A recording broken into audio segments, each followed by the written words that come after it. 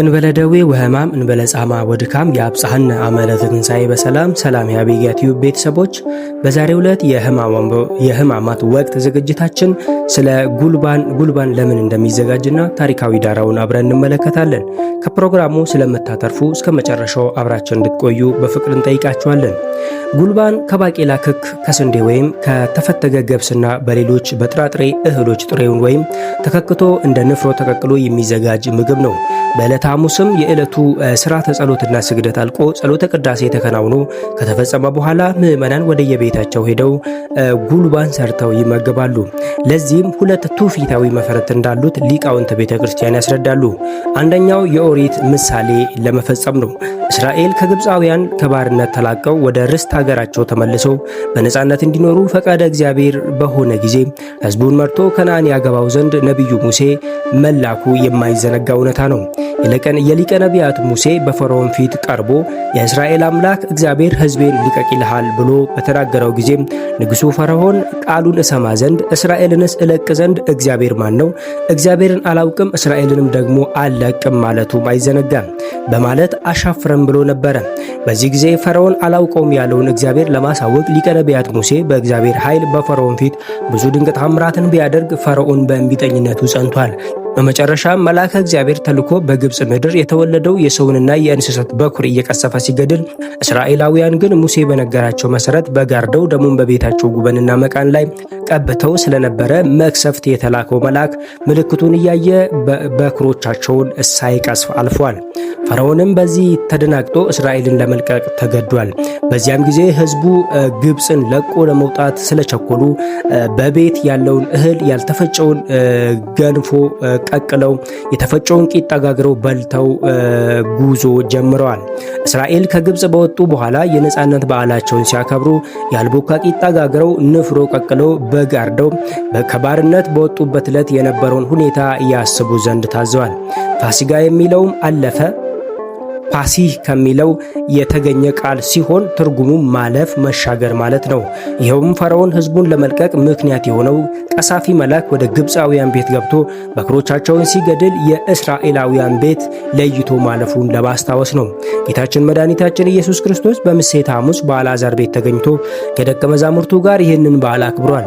የፋሲካውን በግ ከበሉ በኋላም ከዚህ በኋላ እንደ ኦሪቱ የበግ ስርዓት በልተው ደሙን አፍሰው ሊድኑ እንደማይችሉም ሲናገር እንካችሁ ብሉ፣ ይህ ሥጋዬ ነው፣ ስለ ብዙዎች ለኃጢአት ይቅርታ የሚፈስ የአዲስ ኪዳን ደሜ ነው፣ ደግሞ ይህ ነው ሲል ሥጋውንና ደሙን ሰጥቷቸዋል።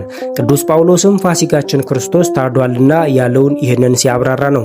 እኛም አስቀድሞ በሙሴ ላይ አድሮ ሕገ ኦሪት የሠራ ሕዝቡንም መርቶ ከነዓን ያደረሳቸው እርሱ ራሱ እግዚአብሔር የሰውን ሥጋ ለብሶ ክርስቶስ ተብሎ መገለጡን በማመን ክርስቶስ ራሱ አዲሱን ሕግ ከመመስረቱ አስቀድሞ ከደቀ መዛሙርቱ ጋር በዓለ ፋሲካን እንዳከበረ ሁሉ እኛም አዲስ ኪዳን የተመሰረተበትን ዕለት ስንዘክር ቀድሞ የነበረውን ለአዲሱ ኪዳን ጥላ ምሳሌ የሆነውን ስርዓት ለመታሰቢያ እናደርጋለን። በዕለቱም የምንመገበው ጉልባን የተባለው ምግብ ከፍ ብለን እንዳየነው ሕዝበ እስራኤል ከግብፅ ለቀው ሲወጡ እህል ፈጭተው አብኩተው ጋግረው ለመመገብ ጊዜ ስላልነበራቸው ጥራጥሬዎችን አንድ ላይ ንፍሮ ቀቅለው የተመገቡበት ምሳሌ ነው። በአዲስ ኪዳን ደግሞ ለኃጢአት ቀጠሮ ሳንሰጥ ፈጥነን ንስሐ ገብተን የእውነተኛውን በግ የክርስቶስን ሥጋ ተቀብለን አማናዊቷን ከነዓን ገነትን ብሎም መንግሥተ ሰማያትን ለመውረስ እንድንዘጋጅ ታዘናል። እነሆ የተወደደው ሰዓት አሁን ነው፣ እነሆ የመዳን ቀንም አሁን ነው ይላል ቃሉ። ሁለተኛው የንፍሮ አዘገጃጀት በቤተ ክርስቲያናችን ስርዓት የሐዘን ሳምንት መሆኑን ለማሳወቅ ነው። እንደ ሀገራችን ባህል ንፍሮ እንባ ድርቅ ይሉታል። ብዙ ጊዜም ለቀስተኞች ይሰራል። አንድም ሞት ተናግሮ አይመጣምና ሞት በድንገት ሲመጣ ለእንግዳ መሸኛ ቶሎ ሊደርስ የሚችል ምግብ ንፍሮ ስለሆነ በተለይም በገጠራማ አካባቢዎች ለለቅሶ ቤት ንፍሮ የመቀቀል ልማድ አለ። በሰሙነ ሕማማትም ክርስቲያኖች ሁሉ በክርስቶስ ሞትና በድንግል ማርያም ሐዘን ምክንያት ሐዘንተኞች ስለሆኑ ይህንኑ ለማመልከት ጉልባን ይመገባሉ።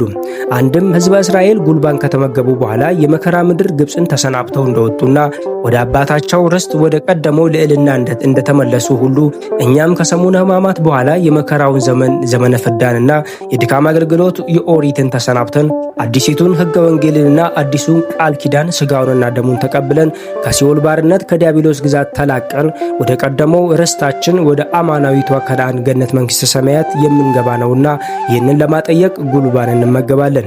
የጉልባን ሥርዓት በዕለተ ሐሙስ ምሽት ላይ መሆኑን ጌታችን የኦሪት ሥርዓት አሳልፎ አዲሱን ሥርዓት የሠራው በዚህ ዕለት በመሆኑ ነው።